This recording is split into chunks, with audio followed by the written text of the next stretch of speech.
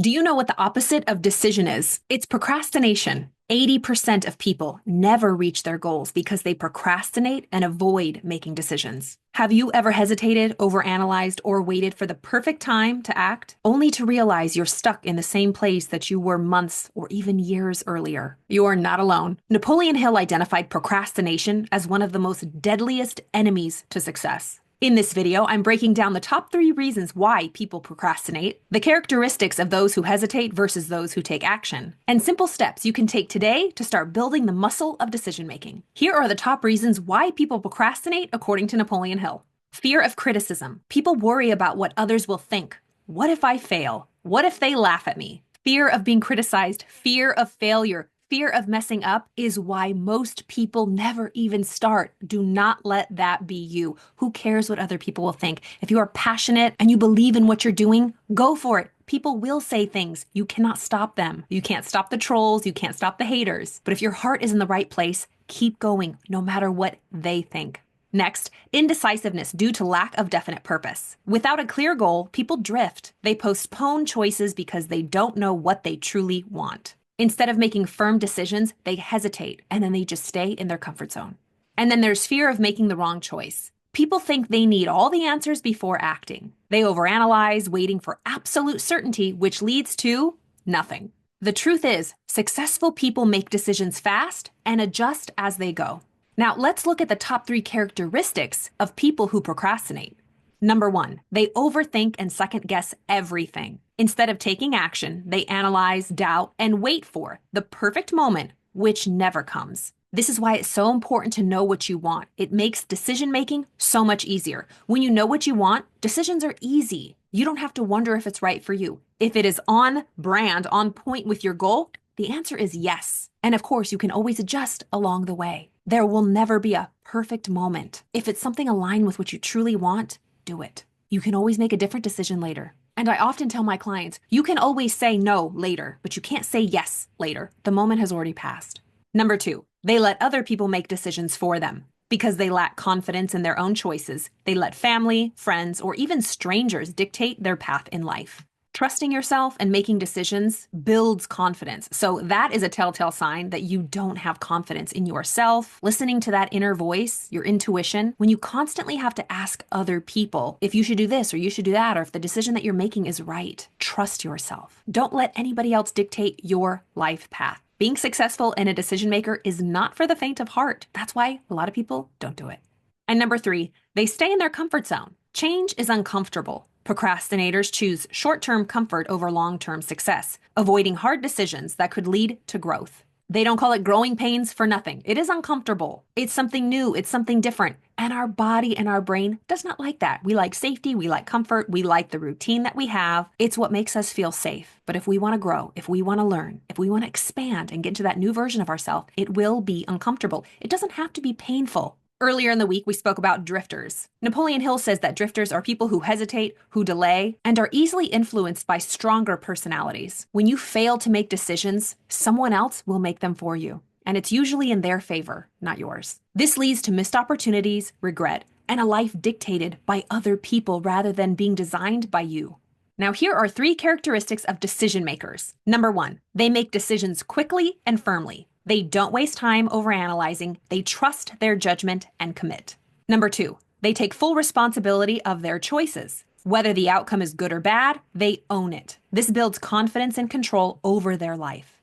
And number 3, they act despite fear or uncertainty. Successful people know that waiting for the right moment is an illusion. They move forward and figure things out as they go. Making decisions quickly and firmly, getting out of your head, getting into your heart. That's why it's so important to be emotionally involved with what you want, because your emotions will guide the way, not other people's voices or even the fear in your own mind. And don't be afraid to take responsibility. If something didn't work out, make a new decision. You truly cannot mess it up. You cannot mess this up. The only way that you can is by not making any decisions and literally staying paralyzed in the same situation and be stuck decades and a whole lifetime in the same place. And feel the fear and do it anyway. Even if you're scared, do it if it aligns with your goals, if it's safe, right? Trusting your judgment. It's okay to have a little bit of fear there. You're getting out of your comfort zone. There won't be a time that you won't be afraid of going after something really big that you've never accomplished before. You might be enjoying this message so far, but really, I want you to get it on a deeper level and understand the consequences of being indecisive. Indecision steals your time, your energy, and your dreams. While you hesitate, others move forward. If you do not choose your path, life will choose it for you. Do not let procrastination leave you with an unfulfilled life full of regrets. Now, here are 5 steps to strengthen your decision-making muscle. Step 1, make small, fast decisions daily. Instead of overthinking, commit to quick decisions in everyday life. What to wear, what to eat, what book to read next. Training yourself in the small things makes it easier when big decisions come. That is the truth. Simple things like being decisive on what you're going to have for lunch, what time you're going to go to bed, can make life so much easier.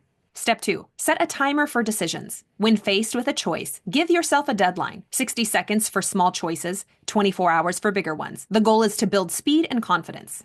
A really great tip that I do myself and I share with all of my clients on how to do this is, yes, set a timer or put your hand on your heart.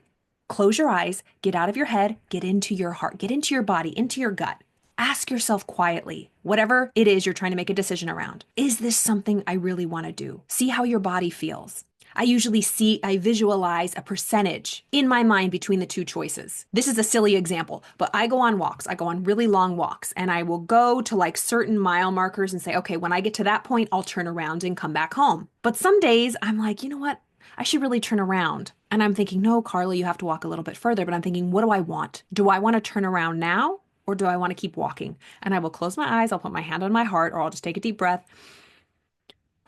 And I will feel into my body. I'll ask myself, do I want to turn around right now? And if it is like leaning 60% no, I'll keep walking. But if it's like 60, the majority of my emotions are, yeah, I want to turn around. And there still might be a little part of me that doesn't want to turn around. I will honor the part of me that wants to more so. So there are these little tips and tricks that are really, really helpful when it comes to deciding. Or when you're trying to say, do I want Chinese food or Mexican food tonight? Be like, okay, on a scale of 1 to 10, how much do I want Chinese food? How much do I want Mexican food? And whatever gets more, that's it. Just make it easy for you because they're both good. Admit, both decisions might be good, but you have to choose one because if you don't choose, you don't get either. Step 3, trust yourself and take imperfect action. There is no perfect decision, only action. Choose, commit, and adjust along the way. The more you decide, the better you'll get. Have you noticed a theme here? Just make the decision and adjust as you go along. You will not be perfect. You are not going to make a perfect decision and never have to change anything in the future ever again. That is not how the world works.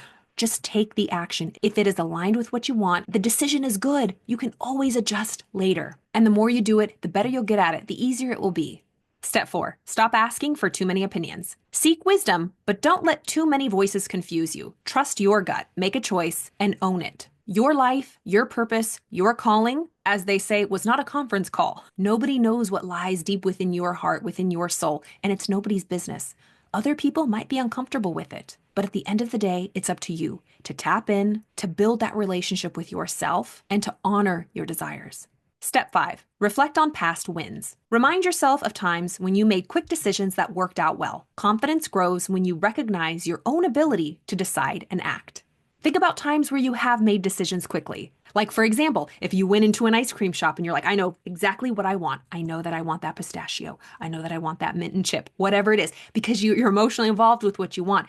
Think about those little things. They can be silly. Or what kind of car do you want to drive? Did you just pick some random car? You're like, no, I want to go there. I want this. Celebrate yourself. That's a good thing because that shows when you made quick decisions and you didn't have to ask anybody. I don't care if they want this car. I know what I want. You made quick decisions. You were in touch with it. So use past wins to build this muscle and confidence in yourself because you can do it. We can all do it. The ability to make decisions is the difference between a life of power and a life of regret. Are you ready to stop procrastinating and take control of your future? Start today. Make one decision right now. Commit to building this muscle. And if you want to continue on this journey, you do not want to miss our free live stream event this week, Think Rich 2025. You can register absolutely free at thinkrichchallenge.com or click the link below. We've gotten a lot of amazing feedback and you do not want to miss your opportunity to not only register, but get access to all of the replays and the amazing information that's being shared. Again, registration is still open. Click the link below or go to thinkrichchallenge.com. We look forward to seeing you there.